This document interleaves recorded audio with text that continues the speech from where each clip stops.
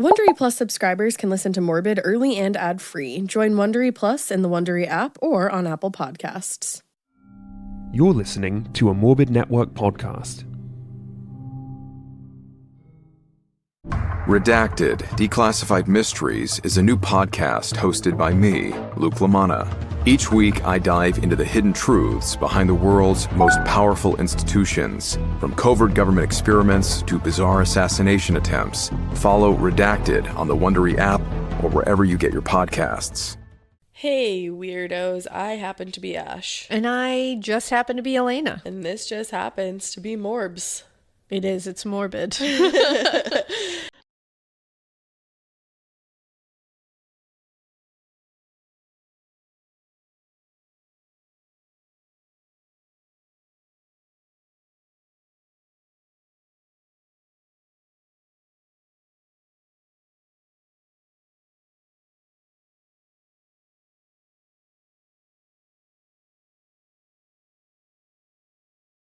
Morbs for those in the know. Morbs, yeah. I also realized that my new favorite, introduction is that I happen to be Ash. I think I just don't know why I like that. I just happen to be. I just be. I woke up one day and I just happened to be Ash. Yeah, I mean, literally, though. Yeah. I came out the womb and I just happened to be Ash. I mean, everybody can relate to that feeling, I feel. I feel as well. You just come out, you just are. It just be. It just is. Namaste. It just will be. Namaste. Namaste. Hi. So, we're here. If you happen to just listen to part 1 of this, then you know what's going on. We've been sick. The kids have been sick. Ash caught puke in her hands. It's been a real Yay! A real experience in this house. And that's why these are coming at you like boom boom, just one after the other. That's also why Ash sounds like this. I didn't just take up smoking Virginia Slims in the back. She didn't, I can confirm. But yeah, that's honestly, it kind of works out for everybody because you guys get part 1 and 2 not even a day apart, just here you go. Here's the whole story. So, here we are. And next week it's going to be better. Oh, actually, I have some really great for next week. Oh, I do too, actually. I'm really excited about it. Let's high five across the room because I don't want to touch you with my yucky hand. Woo. All right, we virtual high fived across the room. That's the sound high five makes. Cha-ching. Cha-ching. It's just a cash high five. It's monetized. It's a cash cab high five.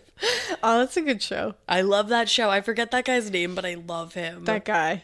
Damn, I forget his name too. Welcome to the cash cab. I thought it would come to me.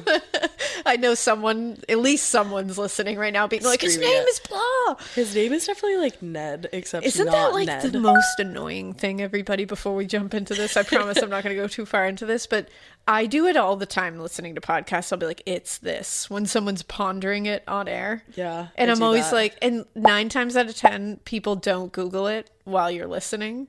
So they don't ever give you that satisfaction of this is the person's name. Oh, but we're going to do it for you. What is it? Ben Bailey. Ben Bailey. How do you not remember that? BB. At myself. Good old Ben. We know who he is. So there you go. You got that satisfaction. My BB. Ben Bailey. And for those of you yelling it at your speaker right now, thank you. You're welcome. Thank you. We heard you. No, thank you, because we heard you.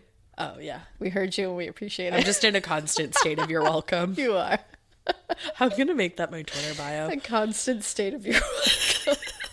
That's a good place to be. I'm on so much Dayquil right now. Now that we've taken you to a fun, whimsical place, let's take you down. Let's just hammer throw you right down onto the ground, Trunchbull style. So let's do this. Kaboom.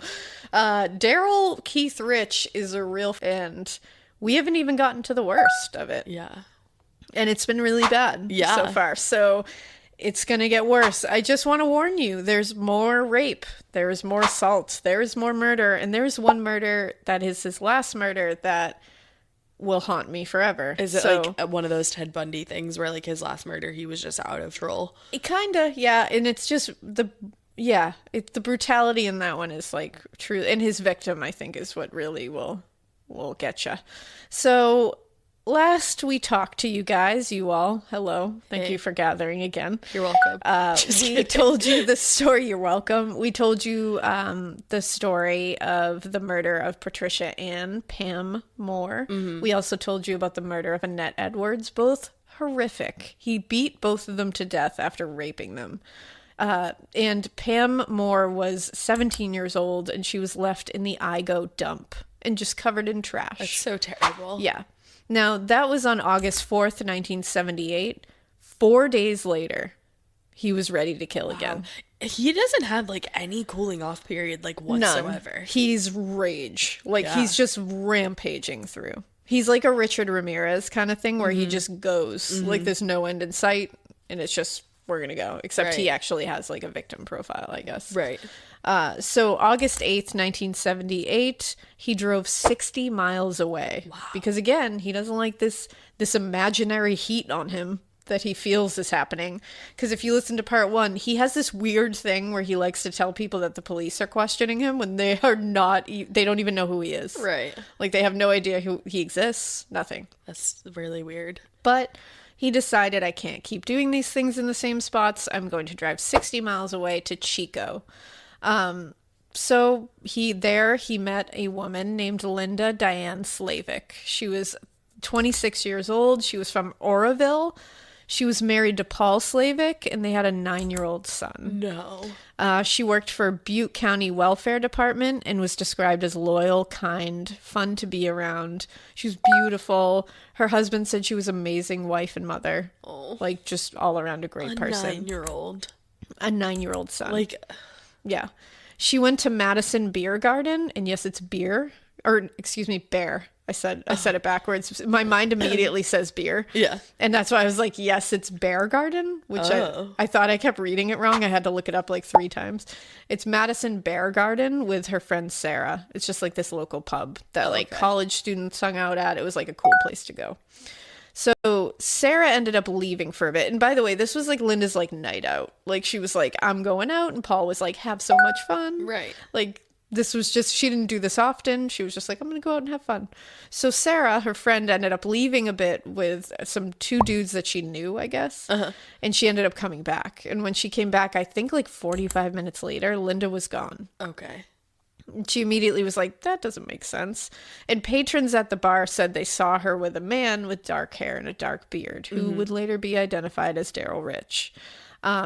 Her friend Sarah was like, this is strange, but maybe she like knew someone and got a ride back to Oroville. Like, that's all I could think of. Because she was like, she definitely didn't go home with anyone. She's married with a child. So Darrell Rich later explained that Linda got in the car with him. The way that he was able to get her in his car was to offer her some marijuana. Okay. And whatever, it's the 70s. I mean, she was going out to have some fun. And when they were in the car, he asked her to have sex with him, and she said no. Right.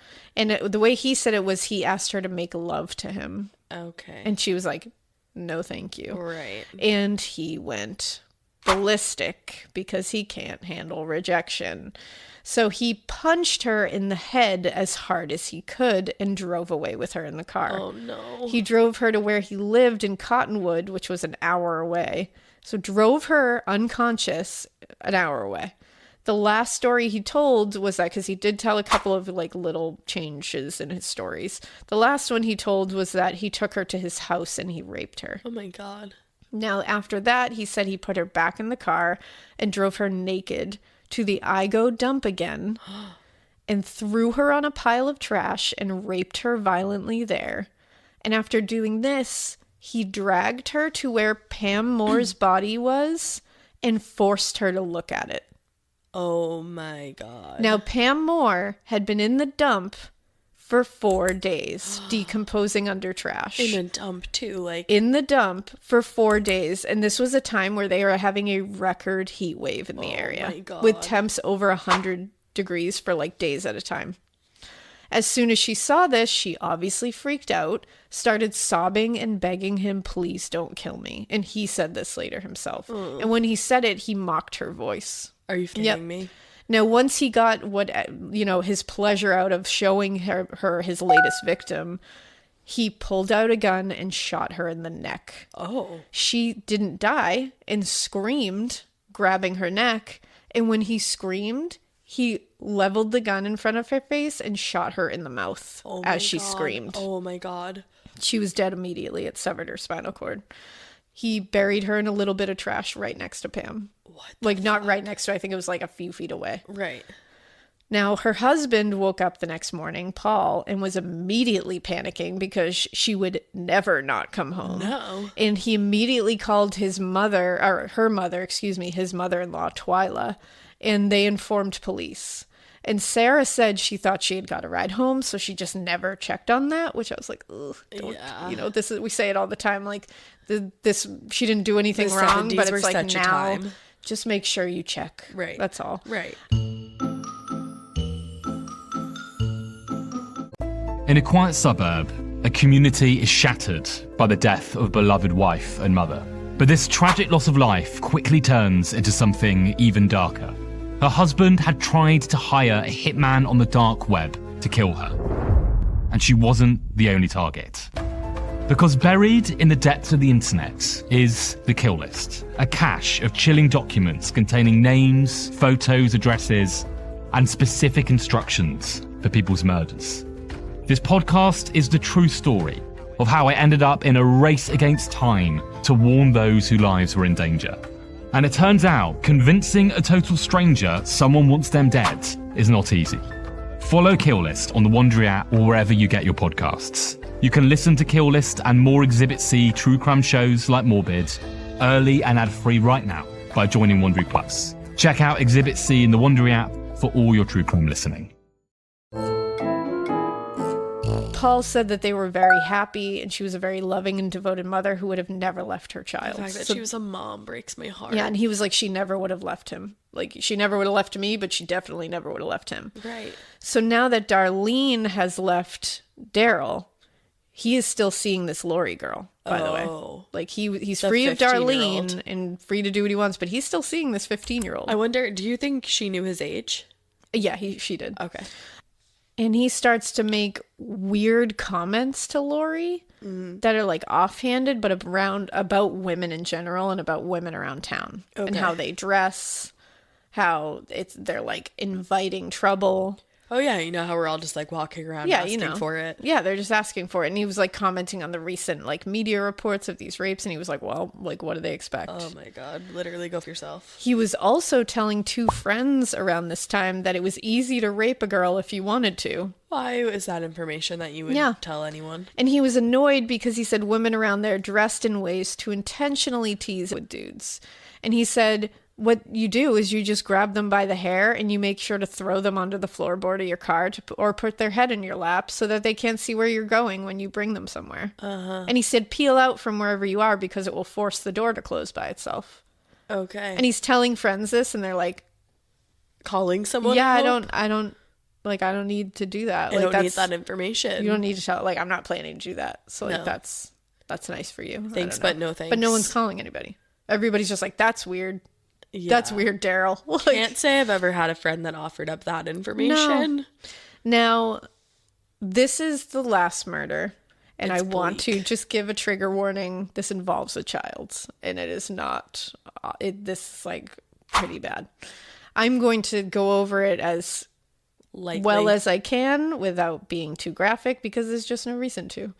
August 13th. So that was August 8th. Right. August 13th, he's with Lori, and they're supposed to go out to like a movie on like a date, and they get in a fight, and he's pissed. Lori's like, don't bring me out, like you're dumb. And so he dropped her off, and when he drops her off, he starts driving, and he's angry. And he notices a young girl walking down the road, and he's looking to hurt someone at this point, and he knew this girl. He knew her. Somewhat. He worked with her mother. Oh my. This was 11-year-old Annette No. Sellex. 11 years old. Yep. Annette Lynn Sellex. 11 years old. I told you he was a monster. Yeah, this guy. Annette lived with her mother Sharon and her mother's boyfriend David Tidwell. She was entering the 7th grade that fall. She was a softball player. She was a sweet and kind girl. Like, everyone said she was just like, she was going to do 11-year-old. things. Yeah. And she was going to do things. Absolutely. She had her Now- whole life out of her. Exactly. Now, that evening, her mother was gone for the night to visit her other daughter. She had like an older daughter. Okay. She was visiting her. She was going to be coming home later, like I think like early morning. So she was going to be staying with David, her brother, her mother's boyfriend, and his brothers John and Buddy were at the house as well. Okay. So her uncles, essentially, like Yeah. her step uncles, Yeah. Around 9 p.m., Annette asked David if she could walk to the market to go get milk and bread and a snack and like some sodas and stuff. Yeah. And he was like reluctant at first because he was like, I don't know, like it's late. That seems dangerous. Again, it's the 70s, no. remember? But he allowed her to because it wasn't far away. That's and he always said, so sad. And he said, as long as you promise to come right back, don't make any stops. So Annette made it to the store. She bought some items and she bought like, I think like 2 tubs of margarine or something for the house, I guess. Oh, cute. And like She's little, probably trying to be helpful. yeah, like little sodas. She bought milk. She bought a couple of other things. She had them in bags. Yeah. And she was on her way back home. And Darrell Rich pulled up and asked if she needed a ride. No. Now she recognized him because he worked with her mother. Right. And her technical, like her later stepfather, it would have been her stepfather. Right. But he said later he didn't recognize her at first. He did. Yeah, he definitely He did. definitely, he knew who she was. Like he definitely did. Like he can literally go for himself. He's dead now, so he can go himself wherever he is, but he definitely knew who she was. And so she, again, recognizes him. So she's like, okay, Yeah. sure. It's Right. Darrell. I know who that is. Right. And so she gets in. Now when they get towards her house, she's like, that's it. And he just keeps driving. Oh my God, that makes my stomach hurt. Yeah. I used to have like nightmares of that all the time Oh, when yeah. I was little. Oh, yeah. It's hard. This is a nightmare. So he brings her to his home. And now he has told several stories about what happened there. But what we definitely know happened was that he brutally raped her. Oh my God, an 11-year-old An girl. 11-year-old. And he said, quote, I just couldn't stop myself. No, you when could've. speaking about Literally it. You go fuck definitely could yourself. have. I couldn't stop. I couldn't stop myself. No, you can. Then you know what? You deserve what you get. Right. Because you are not a human being if you cannot stop yourself from raping someone. Right. You're an animal. No, absolutely. That's it. So after he raped her several times, very brutally, it is in that book, just warning you, there's more graphic and description of it. Information. He drove her to the Johns Creek Bridge, which was 30 miles away. He made her get out of the car. She was naked, wearing only underwear at this Oh my point. goodness, this poor baby. He said he didn't have a plan, but he suddenly just picked her up and threw her over the side of the bridge. She fell 105 feet Oh. onto rocks below. Oh my God. What is even worse, She didn't die. she was alive when that happened, and she hit the ground alive, and she managed to crawl a little ways and curl up in the fetal position. Oh my God. Yeah. How many bones did she break? Oh, I will let you know. So that evening, David Tidwell and his brothers had actually fallen asleep because they assumed she had come home. Right. Again, the 70s. Things were Yeah. different. Her mother arrived early in the morning thinking she was asleep in her room. And I think she got like a phone call the next morning from a friend of hers. So she went to wake her up. Okay. And that's when she discovered that she wasn't in bed. And they found that she hadn't been in bed. That morning, a boater was driving below that bridge and noticed a small crumpled form on the side of the water. Oh my God. It was Annette, and she was found curled up in only her underwear. Her autopsy later showed that her wounds bled, so she was alive. Oh my gosh. Shasta County Deputy Coroner Leo Gatos performed the autopsy and said that she was definitely brutally raped. There were large abrasions on her back, buttocks, shoulders, and lower legs. There was a deep bite mark on her thigh that later matched to Darrell Rich. Oh my God. And there was a 3-inch laceration on the side of the skull above the ear that was so deep the skull was exposed. Oh my goodness. Her left leg had a compound fracture. Her right leg was broken, her pelvis was broken, and her right wrist was broken. One of her legs was so badly broken that it was almost detached from her body. God, I can't imagine what she went through. She had numerous internal injuries as well, including a ruptured spleen and liver. My God. Her cause of death was shock and hemorrhage due to multiple traumatic wounds dropping from that height, and the impact set the process of dying in motion. Who does that? Who throws somebody 150 feet to their death? A child. A After baby. you brutally raped this child. And you work with her mother. Like, it's beyond anything I can even, when I got to this one, I was like, Just like a sweet little and also I baby. was like, how did I not know about this? I This know. is like so unreal. Now, I don't know if it's because like The Night Stalker came a few years after this, like very shortly after this in California, and really like dominated everything. So maybe this just got pushed into the background. But like the brutality of this. An 11-year-old girl. 11 years old. Like, I know we keep saying that, but I just don't even know what else to say. No, you can't get past it. So August 20th, he was hanging out with a neighbor named Carl. And Carl was a big dirt bike rider. Okay. And he asked Carl, he was like, do you want to go dirt bike riding with me like 20 miles away in the Igo dump? No, I don't really want to do that. So he's trying to get Carl to the dump where he just murdered and dumped 2 bodies. Right.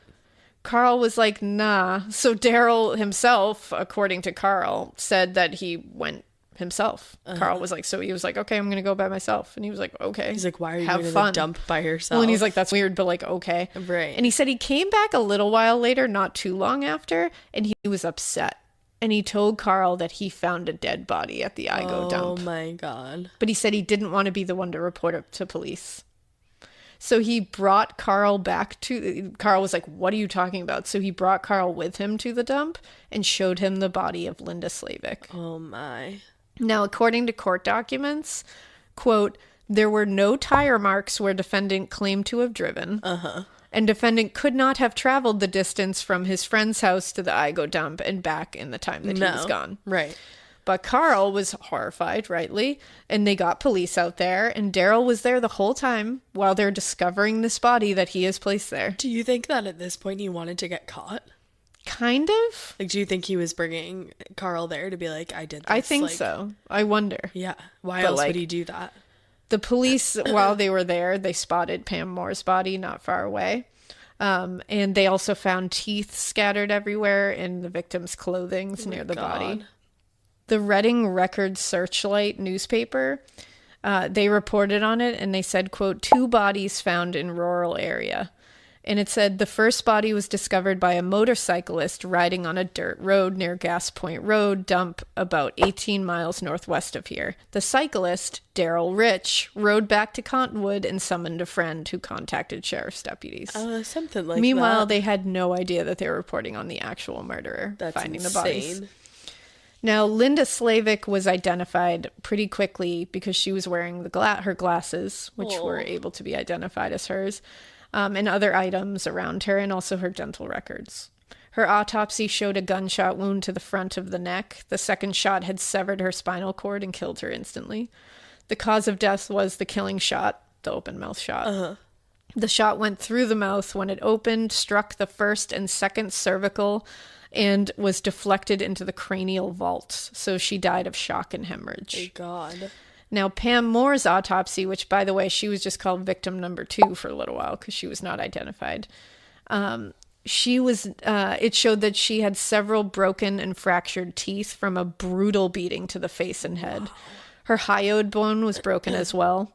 The right side of her skull was literally crushed in like an eggshell with a 5-inch long wound caused by a rock. It was such a brutal beating that many bones in her face were broken. Oh, no. Her cause of death was shock and hemorrhage due to blunt force trauma. Whoa. And the report said that there was unbelievable amount of force used to cause these kinds of wounds. Right. And they said they thought a rock was used and that the victim was lying on the ground when beaten. There was also evidence that she had been strangled manually before being beaten to death.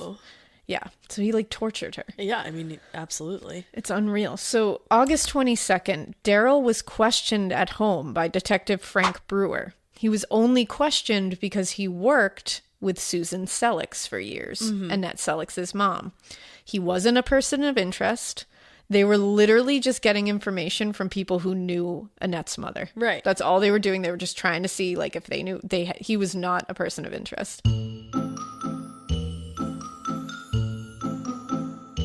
Hotshot Australian attorney Nicola Gaba was born into legal royalty. Her specialty? Representing some of the city's most infamous gangland criminals. However, while Nicola held the underworld's darkest secrets, the most dangerous secret was her own. She's going to all the major groups within Melbourne's underworld, and she's informing on them all. I'm Marcia Clark, host of the new podcast, Informants Lawyer X. In my long career in criminal justice as a prosecutor and defense attorney, I've seen some crazy cases And this one belongs right at the top of the list. She was addicted to the game she had created.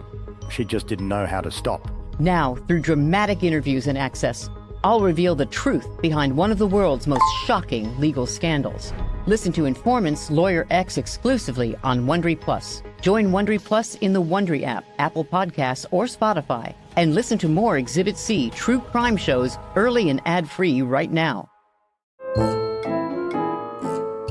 He told them he had gone to her house a few times, he knew David Tidwell and his brothers, and that he had met Annette a bunch of times. Oh my God. They asked him to come in for a polygraph because during the conversation about where he was the night of Annette's murder... Was he with Chris? He changed his... Yeah, he was with Chris. He changed where he... like his story twice in the same conversation. So they were like, let's have you come in. Yeah. Now they were concerned a little bit because... Also, that type of bike, that street bike motorcycle that he used to go to the dump to discover the body, was also not one that you would use off-road. So, like, there's no reason that he would bring that to a dump. And they were starting to put this together. And they also talked to people around him, and they said that he was kind of like a neat freak, and he kept that bike pristine, and he never would have taken it into a dump. Right. It just wouldn't have been a thing. So they're already starting to be like... What's happening? Well, and he didn't take it into a dump. Yeah, exactly. And the fact that there was no tire tracks and then he was like, I don't know what happened. Like, Yeah, that makes no you didn't fucking go there. sense. So August 23rd, the next day, he took the polygraph. The results suggested he was lying about not having any involvement in Annette's murder or the women, the women at the dump first. Okay. He was questioned casually by Brewer and wouldn't let anything out, but asked to leave twice. And was not allowed to leave, which did cause a little bit of an issue for them later because he wasn't under arrest. Right. But he also like would be like, I would like to leave, and they were like, no, like you should still talk to us, and he was like, okay. Right. So it's not like they were like technically holding him against They his will. definitely weren't, but they easily used it later in trial to be like they didn't follow the Miranda rights and all this. Yeah. Like, so I mean, it doesn't matter though because he like killed 4 people, including an 11-year-old. So. Hindsight, like it's like, yeah, we don't really care about that. So he was finally allowed to leave, but before he actually left, he said to Brewer, quote, "I've got something to tell you, but not now." Like, dude. And they were like, well, what are you going to call? And he like gave his card to him. And he was like, you need to call us within 24 hours and you need to give us an alibi for the night of Annette Selix's murder or we're arresting you. Right. And so he's like, okay, bye. Now, once again, as he leaves this polygraph, he comes across his friend Gail, the one he was trying to get to give him an 4th of alibi July. for July 4th when he killed Annette Edwards. And Gail was with his girlfriend, Shelley. Now, he explained he like randomly was like, yeah, I just took a polygraph and I failed it. Like, It's like, okay. and Gail asked him point blank about the women at the Igo dump, was like, it's a little weird, dude. Like, did you murder them? Like, did you do this? And he said, and he just was like, I did.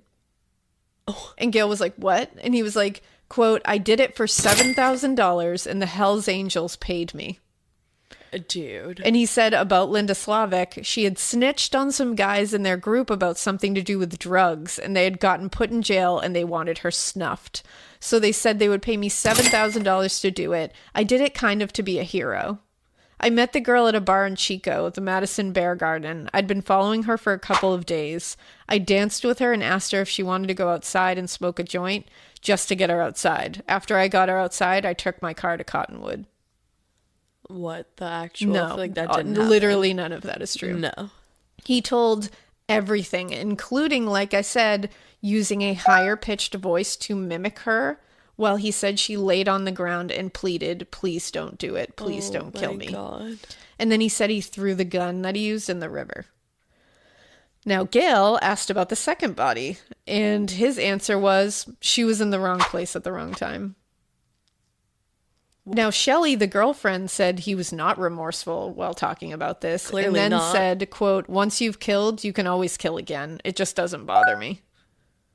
And when he left, they What? called the police immediately. Obviously. They were like, okay, fun story. Bye now. Darrell, always a kick when he comes. Bye. See you again later, Here's friend. your leftovers. Shoo shoo. Here's a doggy bag. Bye. The fuck? And then they were just like, ring ring. Hello, police. Imagine having that conversation with somebody like face to face. And being like, okay, so now I have to get him out of my house so that I Right, can before call the he police. fucking I would be kills me. terrified. I'd be like, okay, I want to end this now. So the same night, and this is wild. This night is wild for him. Oh, God. So he just did that. He just admitted that to Gail and Shelley. Just went on his here, way. I did it. That same night, around 9 p.m., he has just left the polygraph test, by the way, went straight to Gail and Shelley, admitted everything. Now at 9 p.m., he ran into friends Tony Baldwin and Robert Sevier at a sports bar. He literally just offered up, like, that lie detector test, I failed it. And now I need an alibi. And they're like, and they were like, "What dude, lie I don't detector care. test?" Like, I don't want to hear about Like, this. I don't know. And he also showed them a gun and said, the cops have been following me. And if they try to take me, like, they're not going to take me alive. I'll just shoot it out with them. Uh-huh. And they're like, dude, we're just at a sports bar. We're just like trying to to wind watch down after work. sports. So Robert was like, yeah, I gotta go, and started to leave. Right. And Darrell suddenly says, hey, I'll level with you guys. I snuffed that girl out for $7,000. Do you think he was like drunk? They said that he had a bottle with him this whole time. Okay. And everybody said he didn't act drunk, and I think that's because he was like He's a an well-versed alcoholic. So I Yeah. think he just could put on like a not like shaking or like acting Right, but sweaty or still anything. be drunk. But literally, Robert says, "I'm gonna go. Bye." And he's like, let me Goes level to with leave, you. and he was like, "I'll level with you, bro. I murdered someone." like what? Robert wasn't asking. Like No, Robert no one was clearly didn't asking. want to know. And then Darrell just rides off on his motorcycle. Just throws that out there. Rides off on his motorcycle. Well, Robert and Tony called the police as well. Also. So now the police have gotten calls from 4 different people. like Gail, Shelley, Tony, From and Robert. everyone in the tri-state within like area. 2 hours. 10:30 p.m. He No. went to Superior Molding, where he was working at the time, with Susan Oh Sellex. my God. And he ran into 2 coworkers who he also told everything to. Yep, their names were Kenneth Simmons and Randy. I couldn't find a last name for Randy. They also call the police? He just said, like, well, this is the last time I'll see you guys for a while. I guess I'll see what the inside of San Quentin looks like. I just flunked a polygraph test. And they were like, okay. I feel like he was like excited about it. Yeah, he was just like, let me tell everybody. I think he was like proud of himself. I think so too. He then told another coworker right after that, a guy named Edward Turner, that he failed a polygraph. And Edward was like, well, you don't have to really worry about it if you really didn't do it. Like, you'll be Right. able to prove that you didn't do it. And he goes, but I did do it. Oh. He then repeated the whole, like, I did it for $7,000. Like, because where did that come from? he just made it up. And then he just left. So he just told Bye. 3 more people and then leaves. So tonight he's told 12 people. So this same, it's getting more wild. He's No. not done. No. That was 10:30. Now that same night after this, he goes to see David Tidwell, Annette Selex's stepfather. No. Yes. And they know each other. Right. They've worked together. He's worked with Susan for years. He said the same kind to him, that he like failed a polygraph test. Now he's just talking about the IGO dump Right. women. Right. At this point, which now we know are Pam Moore and Linda Slavik, but at the time they were just like Nobody victims knew. in the dump. And his brothers, I think Buddy and his other brother there, were with him at the time. Uh-huh. So he's talking to them, and he's admitting to Buddy that he raped and killed the 2 girls at the IGO dump. Oh my God. So Buddy was like, what about Annette? And was literally like, did you have something to do with Annette's murder? And he was like, oh my God, no. I like absolutely like swore up and down, oh no, I would never do All that. the while knowing that he did. Talking to her uncles and her stepfather. Now, the police are obviously putting this together now. They've had witnesses who describe Darrell exactly as being the guy who was seen with Linda at the Madison Bear Garden the night she went missing, and the night she was literally dumped like trash. They also found out that he rented a motel room in Chico that night, and it was right near the bar. There was also towels that were matched to that motel that were found underneath her. And they also spoke to Kelly M., who was the 15-year-old he raped and abducted while riding home from her cousin's house on her bike. She positively identified Darrell Rich as the man who raped her. Oh my goodness. Now, they arrested Darrell Rich, obviously, that night, that same exact night that he Good. went on a rampage telling literally everything about it. Good. They went to Orlock Bar, where he was apparently sitting at the bar just like sad Waiting. and depressed. And he was in Reading. He was not taken to jail right away because the guard in the jail in Reading said he heard inmates say that when the person responsible for Annette Selix's murder came into their jail, they would take care of it right away. I would send him directly there. So I was like, why didn't you just send him there? Right. Why would Like, you bye. relay that information? So he was taken 55 miles away to another county. Now, slowly, they began to put those rapes and assaults together with the murders. He told his lawyer, quote, and this is so spooky, because now he's starting to open up about the whole thing, but he's trying to pull the insane thing, but later we find out he's very sane.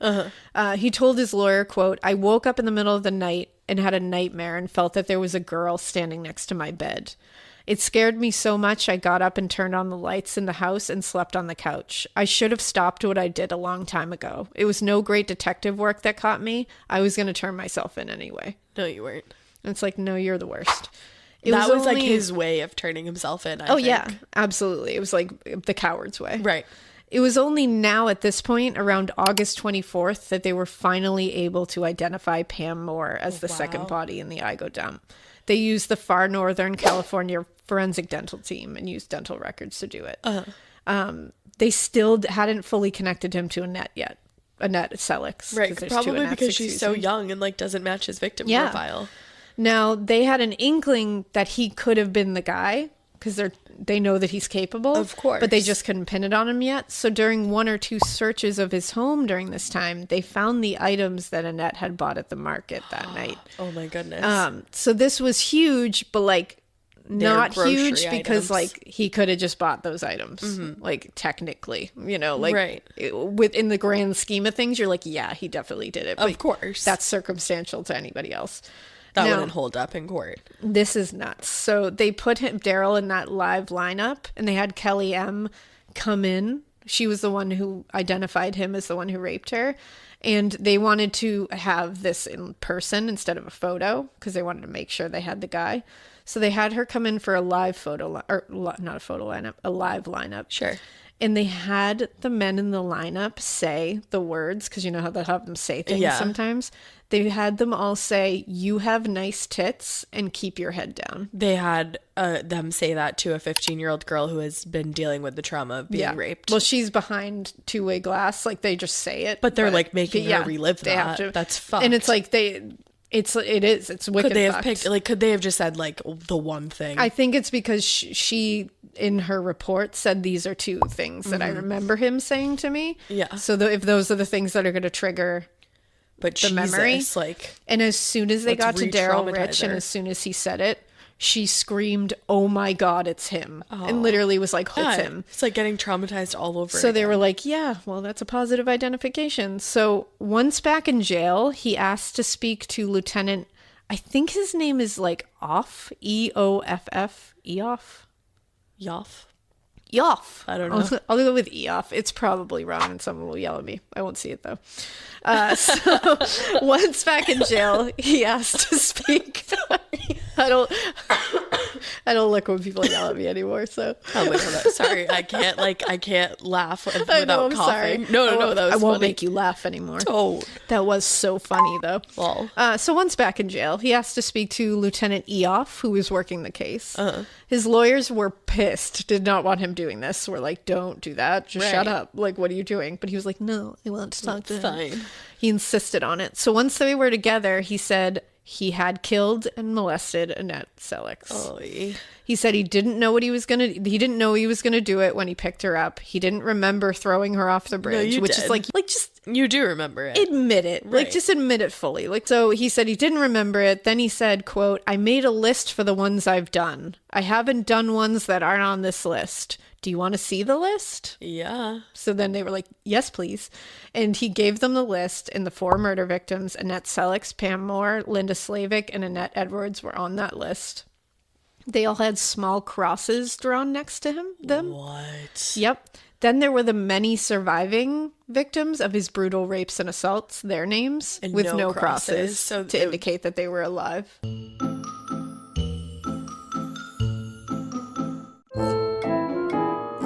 He was formally charged with 4 counts of murder and committing lewd acts with someone under the age of 14. There were also 14 charges relating to rape and assault and kidnapping, so the death penalty was on the table for the Annette Selix one. Good. He pled not guilty to all and later changed that to not guilty by reason of insanity. No, you're But we'll guilty. get to that. His lawyers used a lot of like the somewhat shady and like kind of loose tactics that some of the cops used along the way while talking to him, but they didn't get far with it. No, 'cause but they it's definitely like, tried to use You're it. going to do what you have to do to catch someone like Of this. course. And it made the trial go on forever, though. It dragged it out for a long That's time. frustrating And for during the families.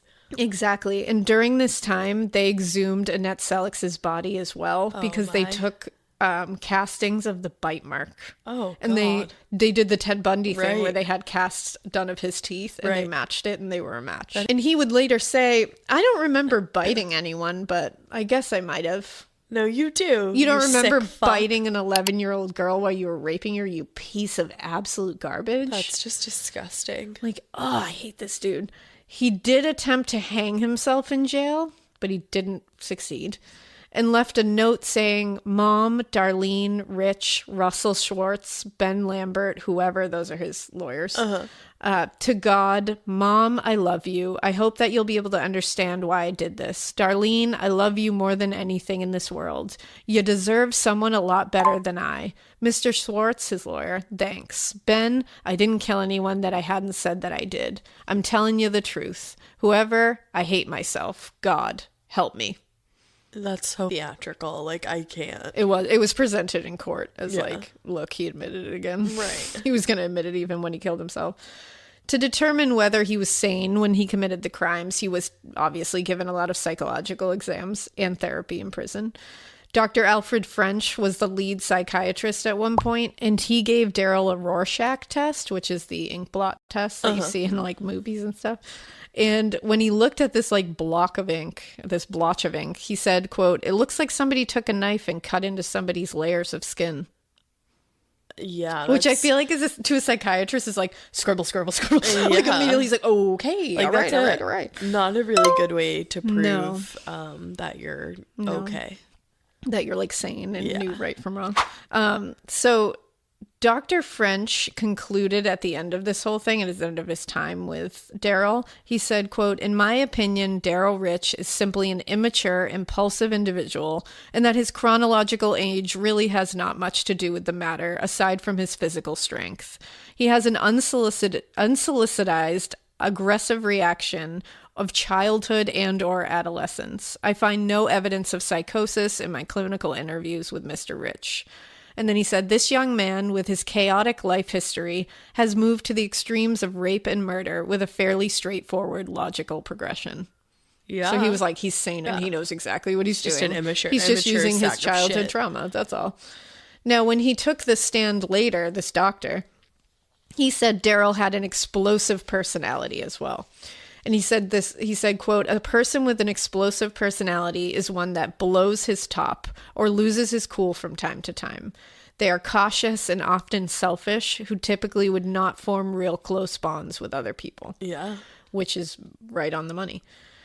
In April 1979, Dr. Malcolm Wilson was a neurologist who was ordered to give Darrell a brain scan because they wanted to see if that car accident or any of his other head Like a TBI. wounds had given him anything that would maybe logically say that he was impaired. Now, the results were no damage that would cause him to be able to not tell the difference between right and wrong. Now, the trial didn't begin until 2 years after the murders. It was on September 5th, 1980. All of the survivors took the stand at one point and told their stories. At one point, Carl, the neighbor who Darrell had been like, "Hey, buddy, you want to come to the dump with me?" He said he suspected Darrell of these things a while ago, and he said a lot of people did. And he said when he initially told him, like, I just found a body at the dump and he wanted him to come, he said he thought he was pretty sure he was going to murder him. Oh my Like, he was like, God. I went there fully, like, I need to be prepared. But he was also like, I didn't want to leave some poor person at the dump. Like, Right. I felt like I had to go so I could Right. report it, but like, I thought he was going to kill me. And he also pointed out, that, like everyone else had, that there was simply no way he could have gone to the dump, found the bodies, and come back in the amount of time he had. It just wasn't possible. David's brother, John, David Tidwell, his brother John took the stand at one point and was like furious visibly, couldn't control his anger. Of course not. And at one point, he looked at the jury and yelled, "She was only 11 years old." Like, that just gave me chills. And like that, I know, right? I got like a full bod chill there. But I always like hate when they're like, when they get like admonished for that, they get like yelled at for that. It's like I no, know that's that a like human it's a court reaction. of law. I understand that. And I understand that emotions run high and that emotions can sway things. But like, fuck, She's dude, 11. she was only 11 years old and he admitted to it. Right. And not under duress. He did it himself. Right. Like many times. It just makes me so angry. Now, Dr. Bruce Caldor was the court-appointed psychiatrist that also evaluated Darrell in prison. And he took the stand and said in no uncertain terms that he said he knows what he did. He knows why he did them. He was sane. And he said what Darrell had told him about Pam Moore. He said, "I asked her if she wanted to make love. She pushed my hand away. I got very mad and pulled her down in the car. Then I drove her over the Gas Point Road area and beat her to death with a rock." Like, that's... Oh my God, just like so, like, just. And it's literally like, nonchalant. I asked her to make love. She said no and pushed my hand away. So I got pissed. I raped her and I beat her to death. It's like, what's Yeah. wrong with you? Yeah. He also said that he beat her so savagely that he bent his own ring on his finger. You literally don't give out your ring on your finger. About Annette Edwards, he told Dr. Caldor, he said he got pissed when she refused his offer for a ride twice. So he said, I grabbed her and beat her to death, but it was like someone had control over what I was doing. Well, and here's the Fucking thing. idiot. You got mad that she wouldn't take a ride with you, but what were you intending to do in the first place? Exactly. Like, You weren't shut intending the to just fuck ride up. her somewhere. You were going to No. rape her no matter what. Right. So right off. Like, don't pretend like you got mad because of like something that they did. Because a couple of people did get in the car with you. Right. And you raped and murdered them. Right. So like, I got mad. Like, no. okay. About Linda Slavic, he said they did dance and talk a bit at the bar, and patrons in the bar did say that they saw her dance with him once. Yeah. And talk with him at like a table. Whatever. And then she went to his car to smoke some weed, and he said, quote, I asked her there if she wanted to make love. He is so disgusting. Yeah, he's literally gross. He's so disgusting. Because also, it's like, even if you're not Darrell Rich, if someone gets you in a car and says, do you want to make love? I don't know who the your fuck only you reaction are. is to gonna vomit all over them or be like, get away from Is me. it like, no, I don't know you. I don't. Who are you? Like, are you kidding me? So he said, she said no, so I hit her in the mouth and gave her a bloody lip. I drove her to my home first and then out to where that other girl's body was. I showed her the body and then I shot her to death. Oh my God. Just like so callous. And then he said she had no choice but to go with me after I hit her in the face. I can't. And then he tries to pull this whole like, I I'm didn't know what I was crazy. doing. I Right. don't know what happened. I wasn't there. And it's like, you knew exactly what you were doing. Right. You can recount this to the T. Exactly. Now, about Annette Selix, he said, I took her to my home, but I can't remember what I did there. I took her to that bridge and threw her off. It was like I was asleep. I even knew I didn't kill her right away. I knew what I was doing was wrong, and I wanted to stop it. No, you didn't, because if you wanted to stop it, then you would have. Now, Annette Selix, I imagine it's because she's 11 that he never would give what he actually did. Yeah. I mean, they could tell from Of the course. autopsy. But he was that one he was like hush hush about. And I think it was because she was 11 and he knew Yeah. that. He probably knew what he Yeah. was going to get in jail. He knew. Or in prison. Now, the doctor described him as having, quote, severe masculine insecurity and said that he was a selfish, childlike man. So an incel. Which I'm like, hell yeah, he is. Yeah. He's a incel. He is an like incel. 100%, one of the orig. So they actually used at one point amytal, which is sodium amytal, and it's also known as truth serum. One of the truth serums. Now, truth serum is like a very controversial, like, Yeah. they're not like, you know what I mean? But they did it. And especially back then, they were doing it. So it was done by Dr. David Axelrad of Sacramento. And they interviewed him while he was under the influence of this. And he said, I didn't know what to say about all this. I knew that if I did, someone would say, why did you do it? So I reported it to the sheriff's department. I wondered if I didn't report it, talking about the murders, would they go on? And I didn't want to go on. So that's what he was saying about doing all this and why he had reported the body. I do kind of believe that. And he said, quote, I wanted to have someone help me stop what was happening. I knew that people couldn't go on dying. I couldn't go on hurting people. And he also did add that he had raped Annette Edwards while she was dying. Oh my He admitted God. that under truth serum. Just So as he a went side, down there? he went where? He raped her while she was dying. Yeah. So he went down there after he threw her off the bridge. Oh no, Annette Edwards. Oh, I'm sorry. There are two Annettes, so it's confusing. Annette Edwards is the older one. Okay. So just as an aside, truth serum, like I said, is controversial, especially sodium amytal. It's a barbiturate, like a downer. Yeah. And apparently it was primarily used at first to help soldiers during World War II. And it was just like a method of combating the anxiety that comes with like what they used to call shell shock, PTSD. Yeah. The drug is very addictive and lethal if used in too high of dosage. And when they used it for treating soldiers, it would essentially slow their heart rates down and with only like a small dose. And it would make them more relaxed, less anxious. Right. And then they would talk about their feelings or experiences more easily. So it does get people talking because you feel like, more relaxed and more like... also, they found out, though, later that some people that this was used on actually developed false memories after the whole thing was over. Oh. I'm not saying that happened here. It's just that is a thing. It can happen. So December 4th, and I mean, we don't need the truth serum. We know. Well, and he told the truth. It really like, didn't say anything that we needed. December 4th, Darrell was given permission to get married in prison. Why do they do that? Her name was Loretta Summers. She was 24 and a hairstylist, and they met during the trial. And she's a monster, too. Like, a dude rapes and murders and throws an 11-year-old girl off a bridge and has admitted it how many times? And has admitted it like a million times. You want to marry him? Like, I love that quality in you. Honestly, she should be arrested as well. Yeah, because I'd question who she is. Like, if you know that a man has literally raped and murdered a child, like, especially, the fuck are you? You should not be allowed near children ever again. Nope. Oh, it made me so angry.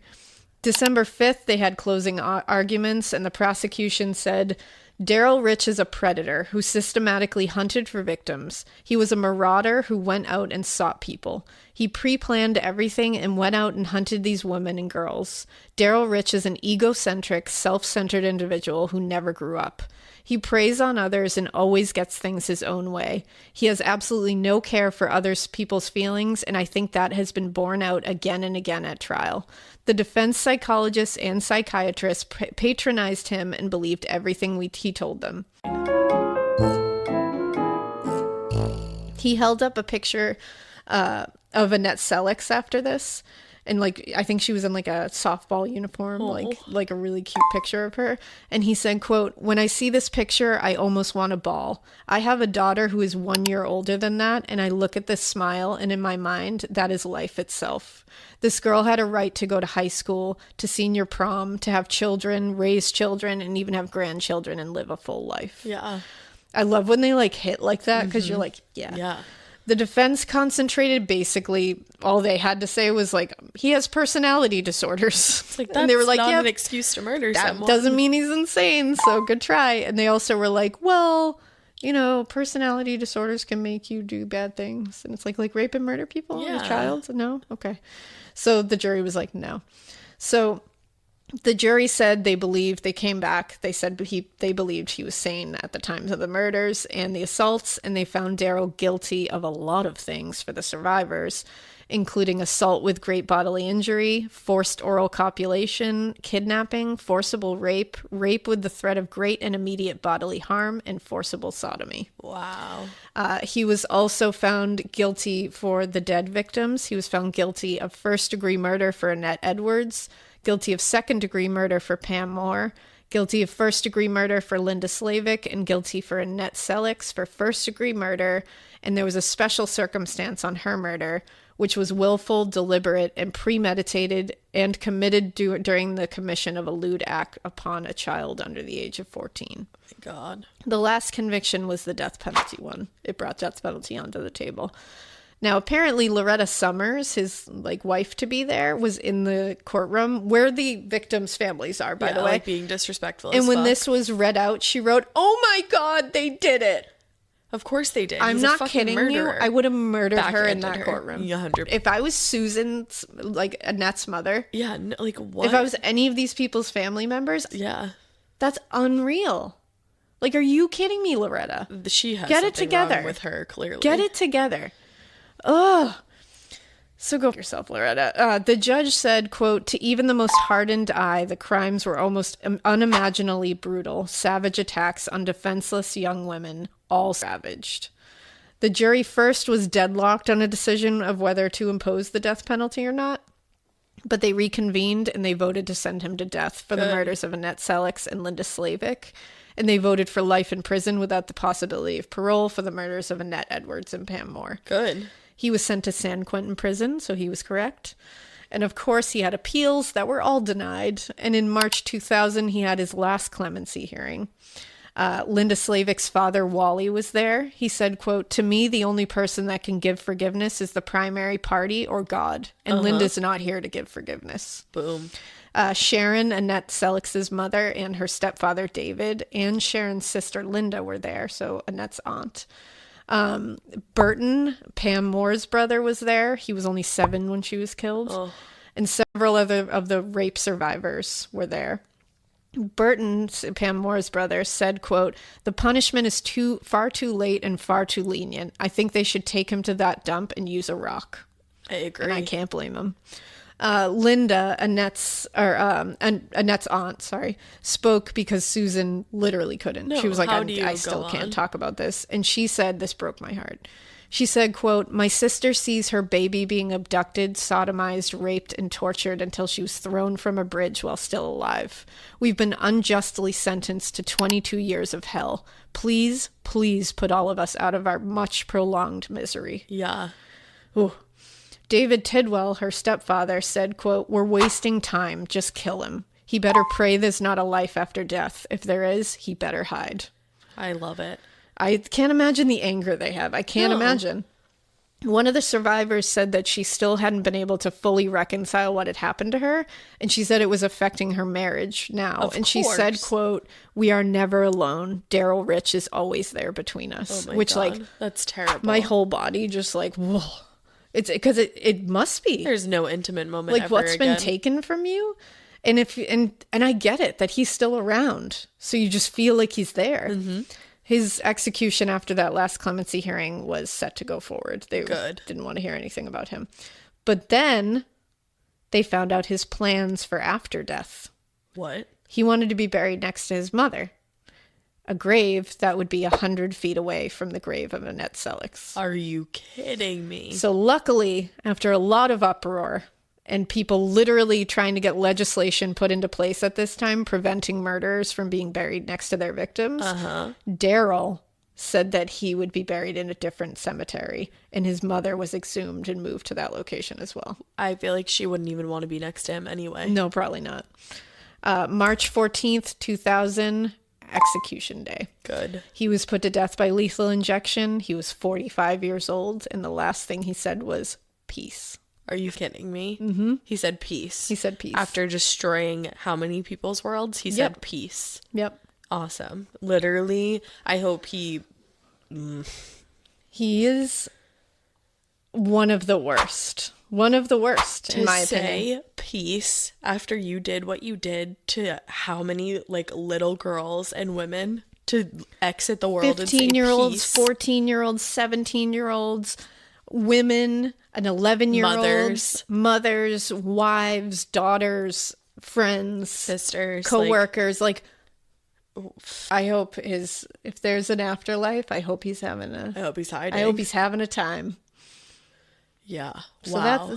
that is the story of Darrell Keith Rich. I don't know how I didn't know all about that, but damn. I don't know either. Now you guys have to know it too. So Thank you for that. but it's especially like all of them. Especially those 4 murder victims. It's just like they were literally just walking, just minding their own business, living their lives. Not that like anybody puts themselves in a position to have that happen, but it's like they're just walking home. No, right. And to know like David Tidwell was reluctant to let her go to the market. I know that is horrible. I feel awful like that. Can't imagine living Nobody with should that. have to live with that. No. But Wow, that was a doozy and a half. yeah, so you're welcome, everybody. Well, now it's time for me to go take some NyQuil. Yeah, and I think we're gonna throw you like a spooky roads next or something just to ease this a little bit. So my spooky roads is a bummer, just so All right. everybody Well, you know, knows. we're going to throw you a bummer spooky roads, but Yeah. but spooky roads, you know? Spooky roads. It's called Spooky Roads. I love that. I think it has a fun theme song, I'm pretty Yeah. sure, so that'll lighten it up for like 5 minutes. Yeah, exactly. You know, we'll give Maybe you a little less. bit of a... But you know what you come for. You know, so you come here. It's called Morbid. I don't know what to tell you. we hope you keep listening, though. We do. And we hope you keep it weird. But not so weird that when you get executed for doing such horrible things, you say peace, because I'm really fan of that. Yeah, like Darrell Rich.